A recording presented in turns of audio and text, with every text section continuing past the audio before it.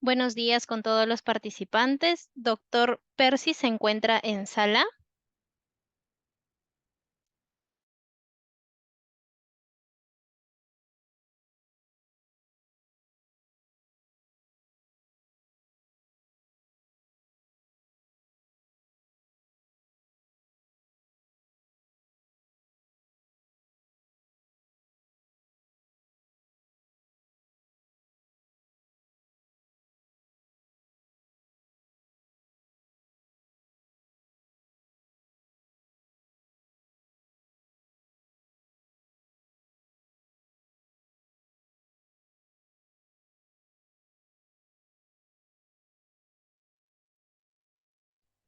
Buenos días, ¿me pueden escuchar?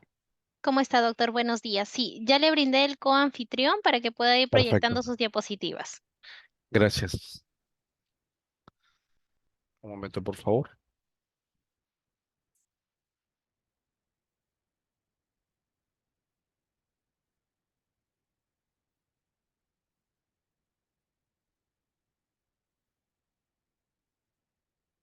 ¿Me podrían confirmar si están viendo la diapositiva que estoy proyectando? Sí, sí, doctor, sí figuran las diapositivas. Bien, cuando lo deseen, podría empezar. Bien, un minuto y empezamos. Gracias.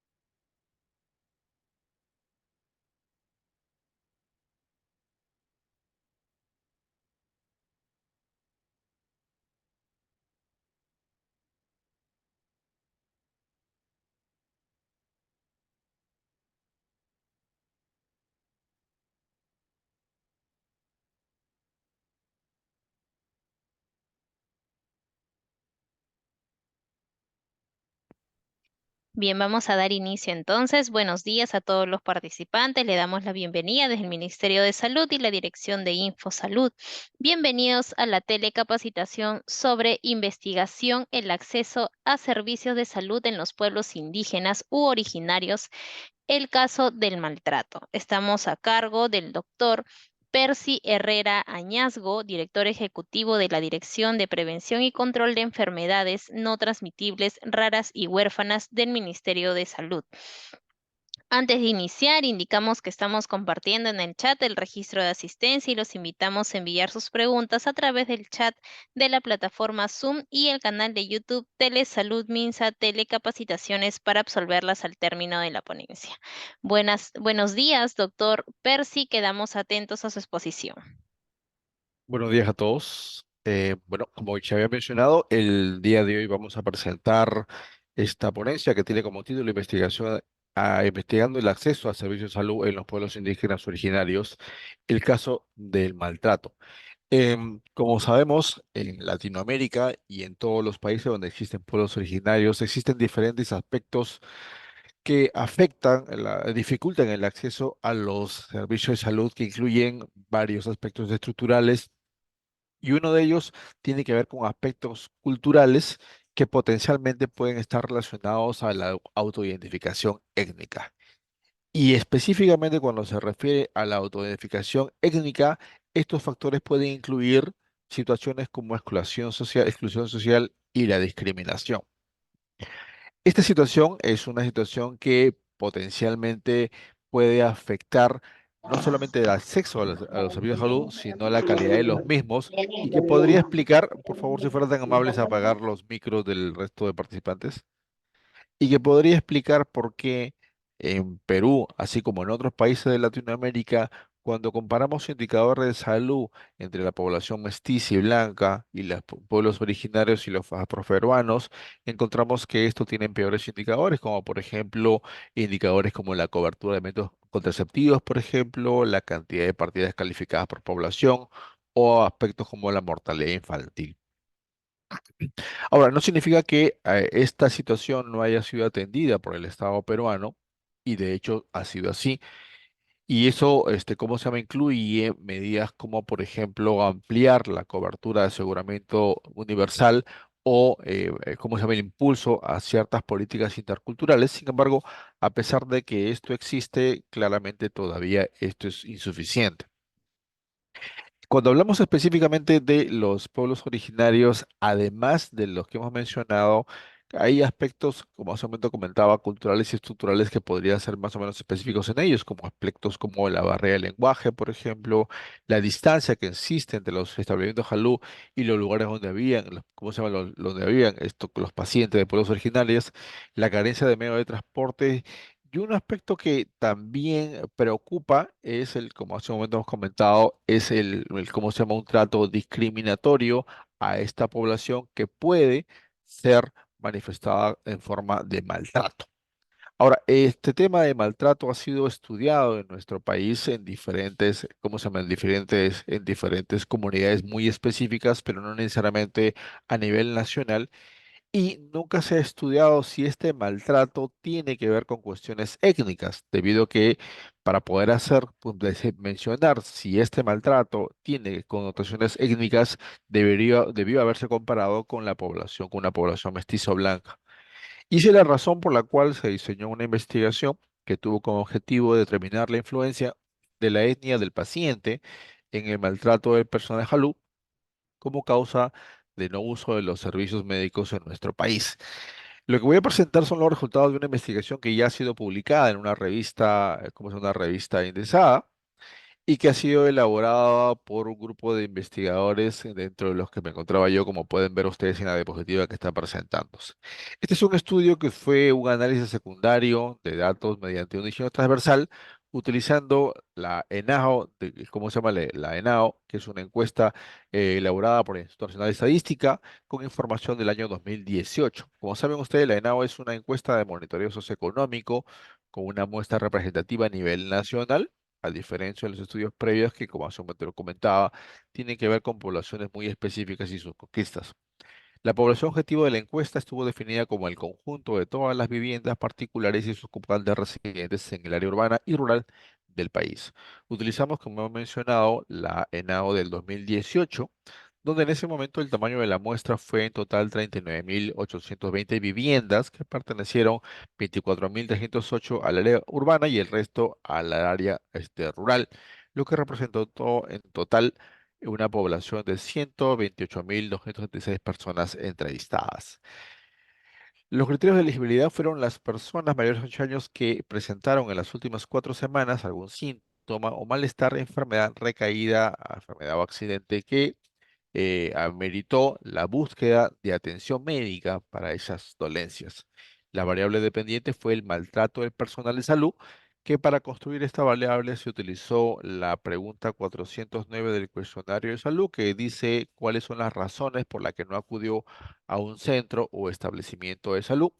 Incluyen varias respuestas dentro de la que se encuentra que la persona no acudió por maltrato, teniendo como otra respuesta la que ustedes pueden ver en esa diapositiva, que porque no tuvo dinero, porque se encontraron lejos, demoraron en atender, no confiaba en los médicos, su cuadro no era grave, prefería curarse por remedios caseros, entre otros detalles que ven ahí.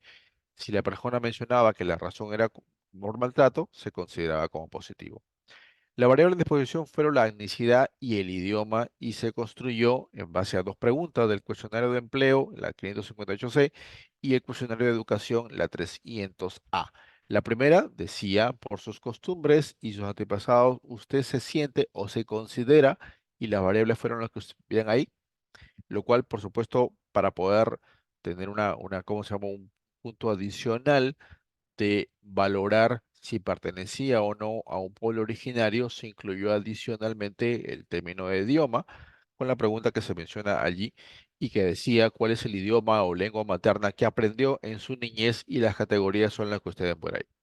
Las variables de control fueron la edad, el sexo, el nivel educativo, el estado civil, la región del país donde se encontraba, el lugar de residencia, si tenías enfermedades crónicas o no, si tenías discapacidad y si tenías un seguro de salud, sea cual sea el que fuera ahí.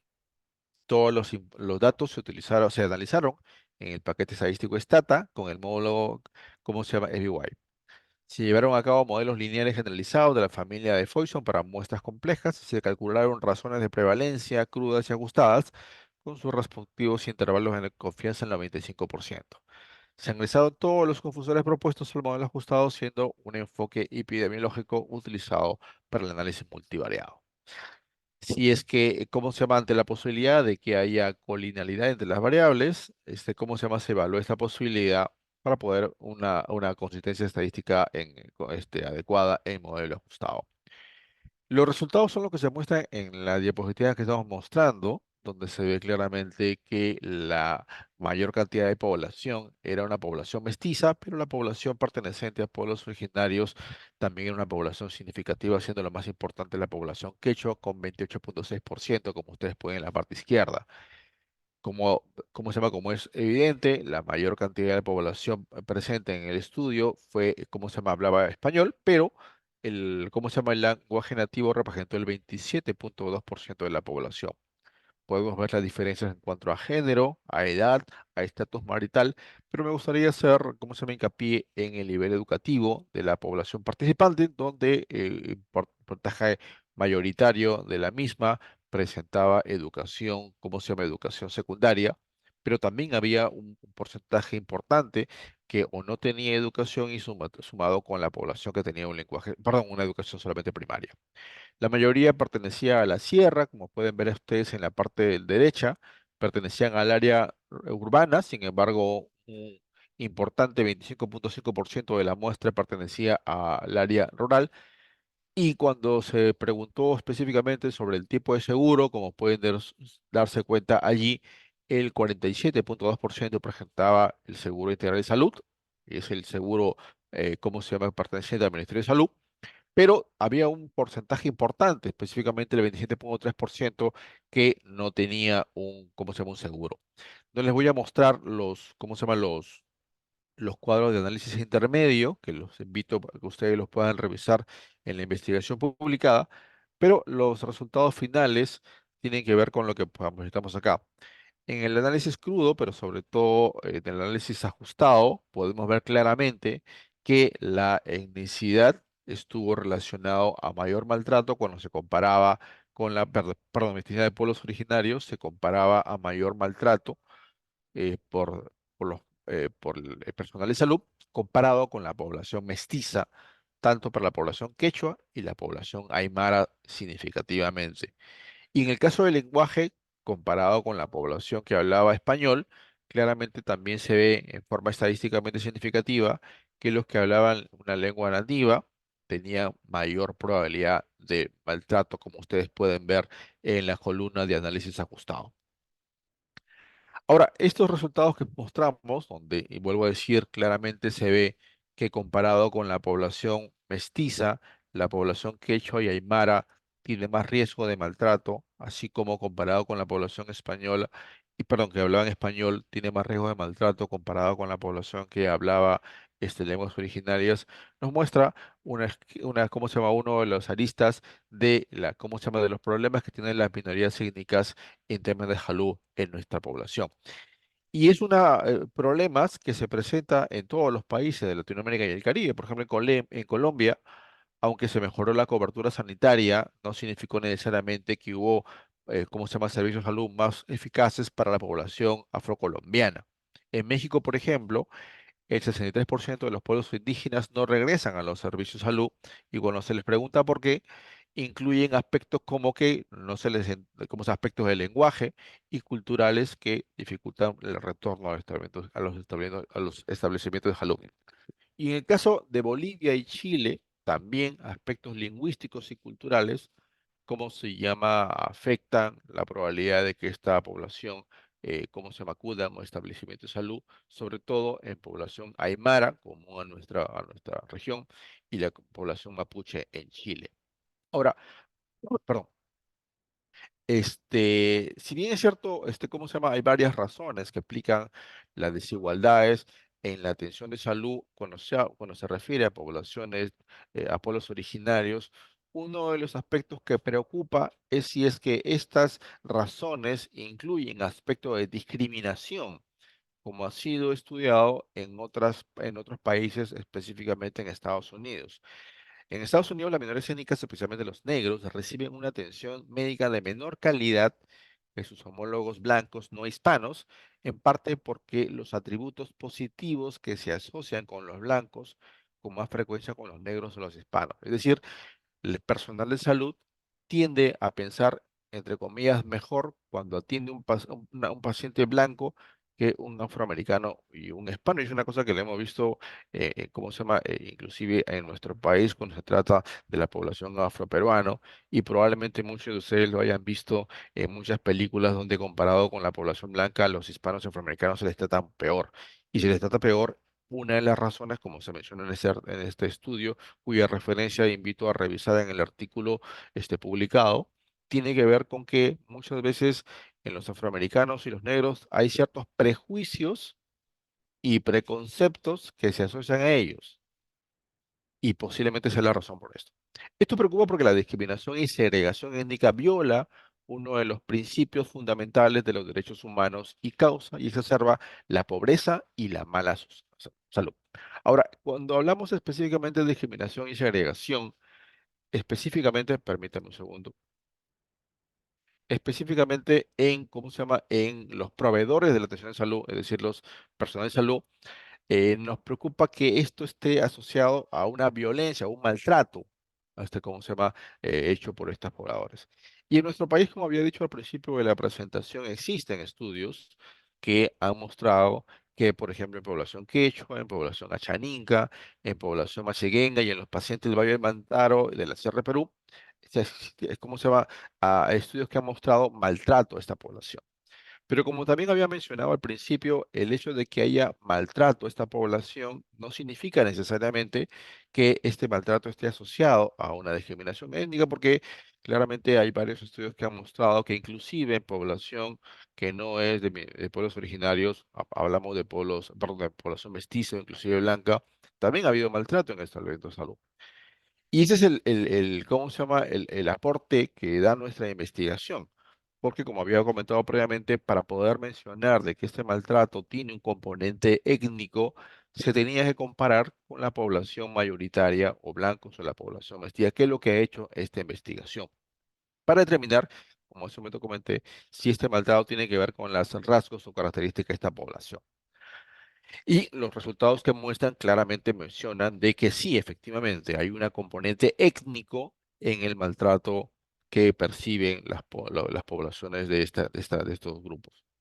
Ahora, a pesar de que no hemos estudiado las razones por la cual las poblaciones quechua y aymara, según nuestros resultados, tienen más probabilidad de ser maltratadas, es probable que, al igual que en los estudios en la población afroamericana, haya ciertas percepciones en la población quechua y aymara que los haga más susceptibles a este maltrato. De hecho, sí, existen varios estudios cualitativos en nuestro país donde se ha encontrado de que esta población está asociada a peores conceptos respecto a otras poblaciones. Y es una cosa que también creo que muchas personas que han, ¿cómo se llama? Que lo han vivido o lo saben, que no es infrecuente, por ejemplo, como lo muestra este estudio cualitativo, que, insisto, que también invito a leer con detenimiento en las referencias que presentamos en la investigación publicada, se encuentra, por ejemplo, que mucha gente cuando compara una población de la sierra con la población de ¿cómo se llama?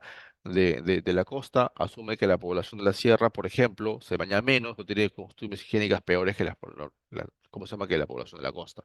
Para que se den cuenta que estos prejuicios y preconceptos existen y potencialmente podrían explicar esto. Ahora, hay un par de, unas tres cosas que deberíamos considerar en la interpretación de nuestros resultados. Primero, que la ENAO no recopila información sobre el tipo de maltrato. Es decir, no sabemos si es un maltrato verbal o físico y sobre todo si esto ocurrió o no, o lo que la persona manifestó es un temor más que algo real. En ese sentido, la percepción de maltrato en un servicio de salud no necesariamente refleja, perdón, una experiencia en la vida real.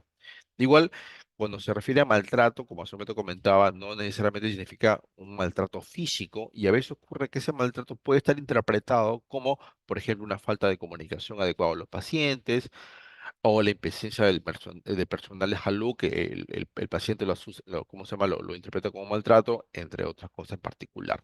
Ahora, otro aspecto también importante a considerar en la interpretación de nuestros resultados es como en el Perú, como en otros lugares, la raza es más que una entidad biológica, evidentemente, es un constructo social que está asociada a otras características sociodemográficas como la clase social, insisto, el poder adquisitivo, el nivel educativo y el género. Esa es la razón por la cual claramente cuando se menciona ¿cómo se llama esa frase? Dice que cuando más dinero tenga la persona se blanquea. Es decir, es un constructo social. Ahora, a pesar de eso, en esta investigación, cuando se hizo el análisis variado, e insisto, intermedios que invito a leer en el artículo completo, no se encontró que exista esta asociación, aunque sí con algunos otros adicionales, como por ejemplo el nivel educativo, el pertenecer ¿cómo se llama? A la sierra y estar afiliado, que indirectamente tienen que ver con este constructo social de, ¿cómo se llama?, de asociarla a la pobreza. Esto, insisto, también ¿cómo se llama?, para poder interpretar adecuadamente los resultados, pero el hecho de que en muchos de esos elementos asociados a este constructo no hayan sido significativos estadísticamente en nuestro estudio, refuerza la idea de que probablemente aspectos del fenotipo, es decir, las características físicas de la persona, estén asociados a este maltrato. Ahora, esta investigación, como cualquier otra investigación, tiene algunas limitaciones conceptuales que voy a pasar a referir. En primer lugar, nuestro estudio evalúa la percepción del maltrato y no el maltrato en sí, como hace un momento comenté, debido a las limitaciones de la encuesta. En segundo lugar, aunque la percepción de maltrato efectivamente aumenta la posibilidad de no utilizar un servicio de salud, otras variables de confusión no medidas podrían también influir, como por ejemplo, lo que me comentábamos de los accesos a establecimientos de salud que había mencionado al principio. En tercer lugar, nuestro estudio evalúa el uso de servicios de salud sin considerar el problema de acceso al establecimiento de salud. Es decir, la persona de repente no acudió, o sea, se puede haber alterado la percepción de esta variable debido a que hay un grupo de personas que no acudieron al establecimiento de salud y claramente no estuvieron presentes en la encuesta. En cuarto, no pudimos definir el tipo de maltrato, si ocurrió o no, o fue una percepción del paciente, como he comentado. No podemos determinar las causas de los malos tratos denunciados por las limitaciones de la encuesta. Sin embargo, a pesar de estas limitaciones, hasta donde se publicó la investigación, era el primer estudio, al menos en Latinoamérica, que cuantificó el efecto de la etnia en el maltrato de los pacientes como causa de no acudir a un proveedor de salud con una muestra representativa a nivel nacional. Y en conclusión, ser un paciente de etnia quechua, hablar una lengua nativa, aumentó 2 veces y ser de etnia aymara en casi 3 veces la probabilidad de no acudir a un centro de salud por maltrato de personas salud en comparación con la población mestiza. ¿Cómo se llama? Afortunadamente, la Dirección de Pueblos Indígenas está haciendo un trabajo importante en la adecuación, ¿cómo se llama? En la adecuación cultural de muchos de los documentos normativos, inclusive la de los que estamos trabajando en las vías clínicas, pero también en centros, en establecimientos de salud con pertinencia cultural, que es una de las recomendaciones universales para que la población de pueblos originales se pueda sentir más en confianza para atenderse ¿cómo se llama? Un establecimiento de salud, que es una cosa que, ¿cómo se llama? Que tengo entendido, hay una exposición específica sobre los establecimientos de salud interculturales que, repito, la Dirección de Pueblos Indígenas está incluyendo, que es una de las recomendaciones que hicimos nosotros en su momento en esta investigación como una forma de disminuir estos hallazgos. Eran los resultados de la investigación que tenía que presentar. Muchas gracias. Atentos si hubiera alguna pregunta para poder responderla.